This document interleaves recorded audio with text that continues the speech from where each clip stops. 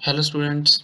आज हम नया चैप्टर शुरू करने जा रहे हैं कंपनीज अकाउंट्स। ठीक है, ये चैप्टर का नेम है issue of share. Companies accounts में issue of share. Issue of share में आप आज क्या कुछ कवर करने जा रहे हैं, basics and types of companies. ठीक है, तो बेसिकली ये जो कंटेंट है, ये वीडियो है, ये सिर्फ थ्योरी के पर्पस के लिए है। ठीक है जी, तो शुरू करते हैं कि इसमें क्या कुछ है। Topics to be covered in this video. इसमें आप क्या कुछ देखने वाले हैं, इसमें आप देखने वाले हैं कि meaning of company. First is meaning of company, उसके बाद सेकंड क्या है, salient features of company.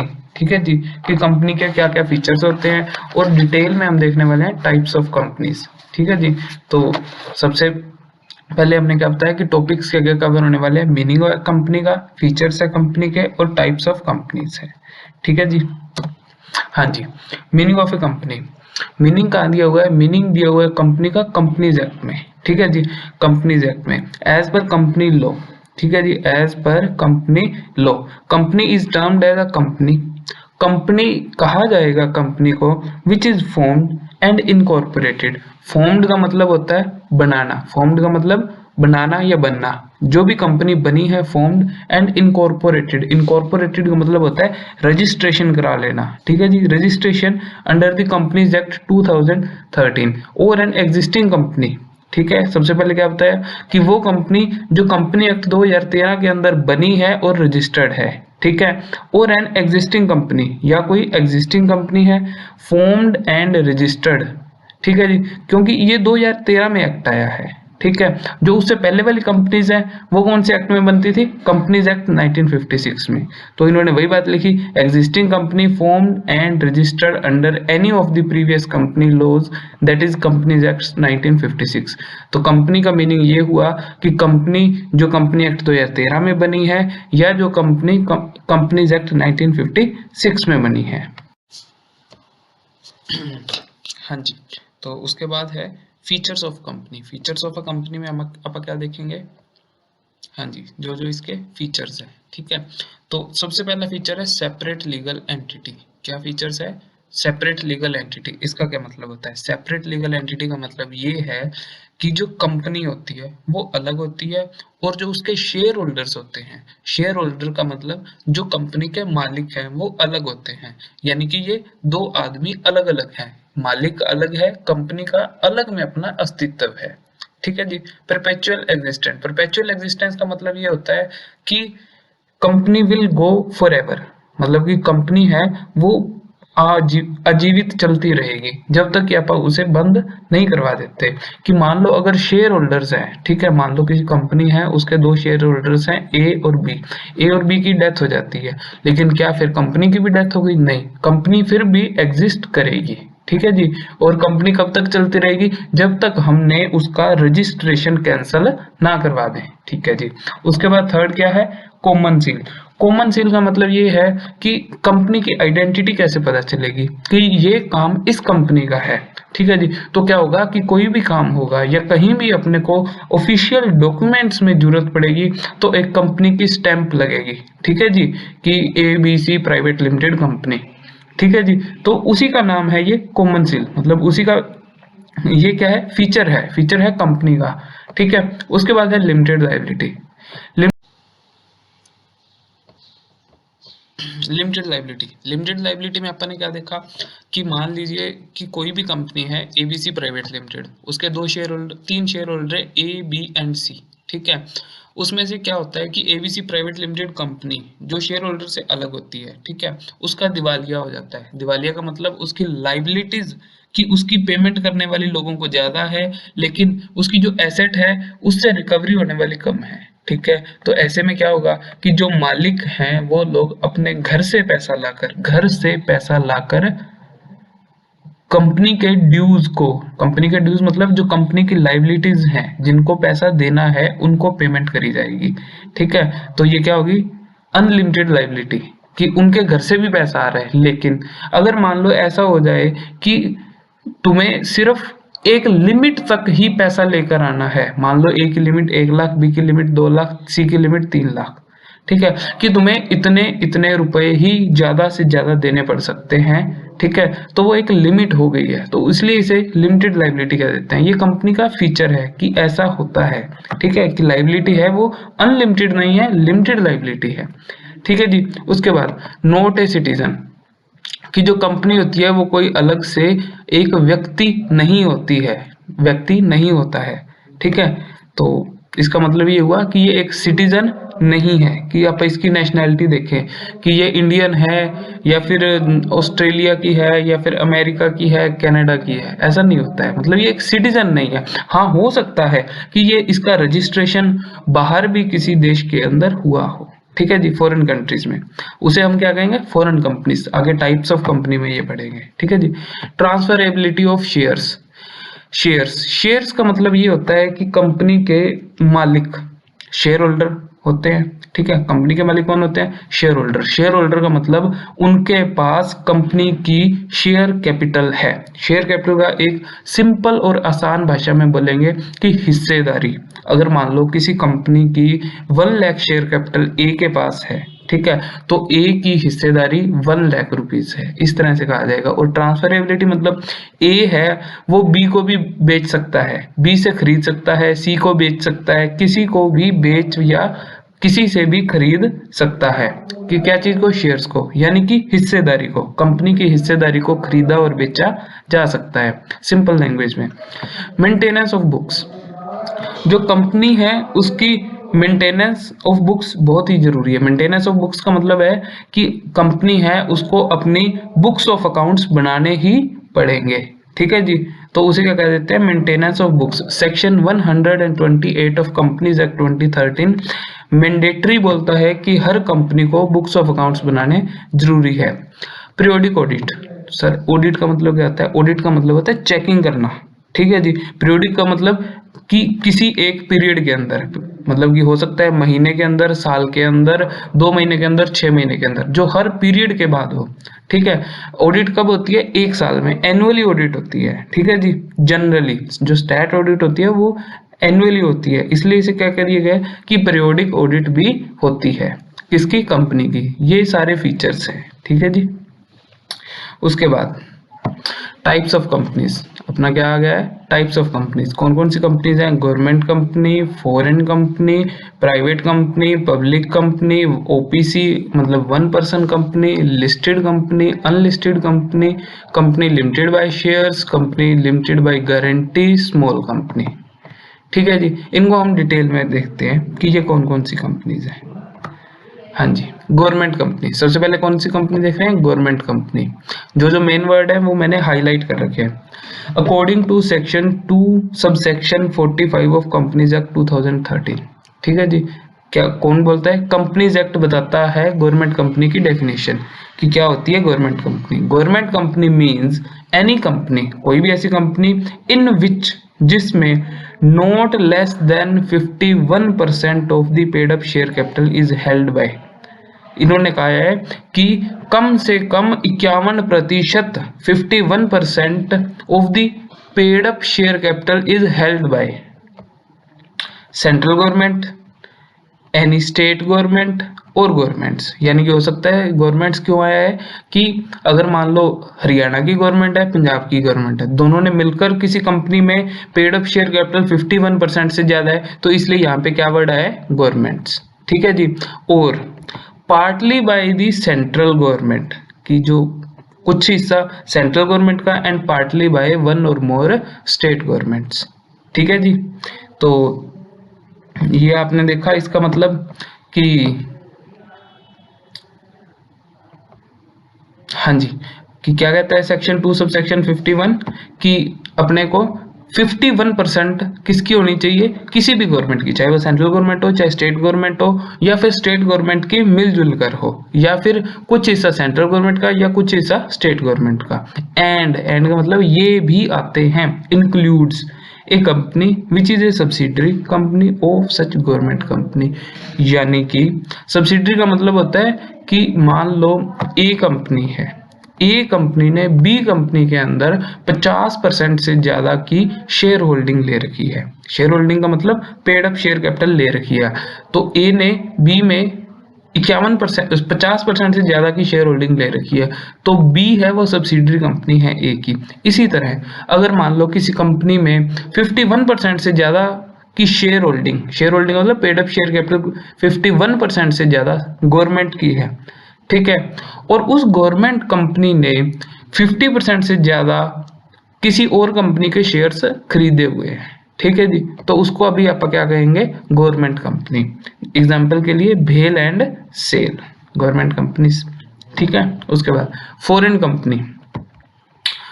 Companies कौन सी होती है, according to section 2 subsection 42, subsection नहीं ये क्लोज बोला जाता है वैसे तो, ठीक है जी, according to section 2 clause 42 of the companies act 2013, foreign company means any company, कोई भी कंपनी, और बॉडी कॉर्पोरेट, इनकॉर्पोरेटेड का मतलब रजिस्टर्ड है आउटसाइड इंडिया, इंडिया से बाहर, which a part has a place of business in India, जिसका या तो कोई बिजनेस इंडिया में है, वेदर बाय इटसेल्फ और थ्रू एन एजेंट फिजिकली और through electronic mode. For example के लिए हम क्या कह सकते हैं, अमेजन, ठीक है जी, अमेजन है जो वो फॉरेन की कंपनी है और उसका जो ऑनलाइन बिजनेस है वो इंडिया में चलता है, तो place of business in India है, कैसे है, वेदर बाय इटसेल्फ और थ्रू एन एजेंट, फिजिकली और थ्रू इलेक्ट्रॉनिक मोड के थ्रू अमेजन का बिजनेस इंडिया में है। उसके बाद ऊपर से पढ़ते आ रहे हैं, अकॉर्डिंग टू सेक्शन 2 सब close 42 of the companies act 2013, foreign company means any company or body corporate incorporated outside India which conducts any business activity in India in any other manner, ठीक है जी, कि कोई और कंपनी है जो business करती है इंडिया के अंदर, फॉरेन कंपनी, उसे आप क्या कह देंगे कि ये फॉरेन कंपनी है, ठीक है जी। प्राइवेट कंपनी, ये लंबी चौड़ी डेफिनेशन है इसकी, देखिए पूरा पेज भरा हुआ है, तो देखते हैं क्या है। Section 2 clause 42 of companies act 2013 defines private company, private company को बताते हैं as company which by its article, कि प्राइवेट कंपनी वो कंपनी होती है जिसके आर्टिकल्स में लिखा होता है, क्या लिखा होता है, restrict the right to transfer its shares, यानी कि जो अपन ने स्टार्टिंग में पढ़ा था ना ट्रांसफरेबिलिटी ऑफ शेयर्स, अभी दिखाता हूं, देखो, हाँ जी, ट्रांसफरेबिलिटी ऑफ शेयर्स फीचर्स में ये रहा, ट्रांसफरेबिलिटी ऑफ शेयर्स, इसकी बात हो रही है, ट्रांसफरेबिलिटी ऑफ शेयर्स, ठीक है जी। हाँ जी, प्राइवेट कंपनी वो कंपनी है विच रेस्ट्रिक्ट का मतलब रेस्ट्रिक्शन लगा देना, restrict the right to transfer the shares, ठीक है जी, लेकिन उसका एक्सेप्शन है, provided that where 2 or more person hold 1 or more share in a company jointly, they shall for the purpose of this sub clause be treated as a single member, provided further that persons who are in the employment of the company and person who have been formerly in the employment of the company were members of the company while in that employment had continued to be members after the employment ceased shall not be included in the number of members, and prohibits any invitation to the public subscribe for any security of the company shares of a private company are not listed on stock exchange, for example TCS, Hero Private Limited etc, ठीक है जी। तो एक एक करके समझते हैं क्या कैसे। फर्स्ट में देखिए, फर्स्ट क्या कहता है, रेस्ट्रिक्ट द राइट, यानी कि आप ए आदमी बी को ट्रांसफर नहीं कर सकता है, जिसकी इस चीज पे रेस्ट्रिक्शन है वो प्राइवेट कंपनी है, ठीक है। और उन्होंने एक्सप्लेनेशन दी, प्रोवाइडेड दैट वेयर 2 और मोर पर्सन, जहां पर 2 या 2 से ज्यादा व्यक्ति, यानी कि ए की वाइफ मिसिज ए होल्ड 1 और मोर शेयर, ए और मिसिज ए होल्ड करते हैं शेयर किसी कंपनी में, मान लीजिए टीसीएस में, इन ए कंपनी ज्वाइंटली, इकट्ठे, वो दोनों हस्बैंड वाइफ क्या करते हैं, ज्वाइंटली शेयर्स को होल्ड करते हैं, they shall for the purpose of this sub clause, वो इस डेफिनेशन के लिए be treated as single member, उन्हें क्या माना जाएगा, सिंगल मेंबर माना जाएगा, प्रोवाइडेड फर्दर दैट, एक्सप्लेनेशन दोबारा दी गई, person who are in employment of the company, जो आदमी एम्प्लॉयमेंट में है कंपनी के, ठीक है जी, जो आदमी कंपनी में काम कर रहे हैं, एम्प्लॉयमेंट में है, and person who having been formerly in the employment, जो पहले कभी एम्प्लॉयमेंट में थे, of the company were members of the company while in that employment and have continued to be members after the employment ceased shall not be the members of the number of members। इन्होंने क्या कहा कि जो भी formerly employment में थे, ठीक है, फॉर्मरली मतलब आज तो नहीं है लेकिन पहले थे, वर मेंबर्स ऑफ द कंपनी, और तब while in that employment, और तब had continued to be members, और तब वो मेंबर भी थे, बट आफ्टर द एम्प्लॉयमेंट, लेकिन जब उनकी एम्प्लॉयमेंट का टर्मिनेशन हुआ कि उन्हें जॉब से निकाल दिया गया, सीज्ड मतलब वो हट गए, shall not be included in the number of members, तो उसके बाद अगर वो शेयर होल्डर है, अगर मान लो कोई ए नाम का व्यक्ति था, कंपनी में एम्प्लॉयमेंट करता था, अब एम्प्लॉयमेंट नहीं कर रहा है, ठीक है, लेकिन जब वो एम्प्लॉयमेंट कर रहा था तब उसे शेयर्स मिले, लेकिन आज उसके पास शेयर्स वही के वही हैं, ठीक है, तो वो आज मेंबर में काउंट नहीं होएगा, ठीक है, ये जो लिखा हुआ है ना मेंबर, कि कितने मेंबर हैं कंपनी के, वो उन मेंबर्स में काउंट नहीं होएगा, ये लिखा हुआ है आसान भाषा में। हाँ जी, सेकंड पॉइंट पढ़ते हैं, प्रोहिबिट्स। प्रोहिबिट का मतलब होता है रोक लगा देना, रेस्ट्रिक्ट का मतलब होता है कि रेस्ट्रिक्शन लगा देना, कि कर तो लो पर किसी मतलब कि आप उस पर कोई restriction, condition, terms and condition लगा देते हैं, तो उसे कहते हैं रेस्ट्रिक्शन। प्रोहिबिट्स का मतलब आप ये काम नहीं कर सकते, prohibit any invitation to the public to subscribe. वो कहते हैं कि कोई भी ऐसी कंपनी जो प्रोहिबिट रोक लगाती है पब्लिक टू सब्सक्राइब, पब्लिक का मतलब आम पब्लिक, जो आम पब्लिक का मतलब कि जो कोई भी पब्लिक है, जैसे कि आप खुद हैं, ये पब्लिक मानी जाएगी, पब्लिक का मतलब लोग, टू सब्सक्राइब करने के लिए, फॉर एनी सिक्योरिटी, सिक्योरिटी का मतलब होता है शेयर्स, डिबेंचर्स, ठीक है, इस तरह की। तो अपना चैप्टर इशू ऑफ शेयर्स है, तो क्या मानेंगे सिक्योरिटीज को, शेयर्स ऑफ द कंपनी। वो कहते हैं कि जो रोक लगाती है पब्लिक पर टू सब्सक्राइब, कि तुम लोग इस कंपनी के शेयर्स नहीं ले सकते, ऑफ द कंपनी, उसे क्या कहते हैं, प्राइवेट कंपनी। कि जो कंपनी रोक लगाती है कि तुम आम public, general public will not be entitled to subscribe, कि वो शेयर कैपिटल में हिस्सेदारी नहीं ले सकते, उन्हें क्या कह देंगे हम, प्राइवेट कंपनी। उसके बाद क्या लिखा हुआ है, shares of a private company are not listed on stock exchange का मतलब क्या हुआ, BSE NSE, Bombay stock exchange, national stock exchange. हाँ जी, पब्लिक कंपनी, नेक्स्ट कंपनी कौन सी है, पब्लिक कंपनी। सेक्शन 271 में डिफाइन है as a company which is not a private company. बहुत ही सिंपल सी डेफिनेशन है कि पब्लिक कंपनी वो होती है जो प्राइवेट कंपनी नहीं होती है। प्रोवाइडेड एक्सप्लेनेशन दी गई है, that a company which is a subsidiary की आपको पहले बताया गया था, गवर्नमेंट कंपनी में सब्सिडरी क्या होती है, कि मान लो कोई सब्सिडरी कंपनी है, ठीक है जी, अगर उसकी होल्डिंग कंपनी है वो पब्लिक कंपनी है, तो सब्सिडरी भी पब्लिक कंपनी मानी जाएगी। पढ़ते हैं, provided that a company which is a subsidiary of a company not being a private company, not being a private company का मतलब क्या हुआ, public company, shall be deemed मानी जाएगी public company for the purpose of this act, even where such subsidiary company continues to be a private company. Public company कौन सी होती है, जो प्राइवेट कंपनी नहीं होती है, पब्लिक वो होती है जो प्राइवेट नहीं होती है, लेकिन वो प्राइवेट कंपनीज भी पब्लिक कंपनी कहलाएंगी जिनकी होल्डिंग कंपनी क्या होती है, पब्लिक कंपनी होती है, ठीक है जी। वन पर्सन कंपनी सेक्शन 2 का क्लॉज 62 में डिफाइन है, डिफाइंस, ये स्पेलिंग मिस्टेक है, डिफाइंस आना चाहिए यहाँ पे, defines one person company as a company which has only one person as a member, जिसके शेयर होल्डर्स मेंबर्स कितने होते हैं, ओनली वन, एक ही आदमी चलाता है, उसे क्या बोलते हैं, one person company. So simple definition. हाँ जी, उसके बाद स्मॉल कंपनी कौन सी होती है, देखिए सेक्शन 2 क्लोज 85 डिफाइन करता है किसको? स्मॉल कंपनी को। Small company means A company other than a public company. Small company कभी भी पब्लिक कंपनी नहीं हो सकती, ये बात लिखी है यहाँ पे, ठीक है।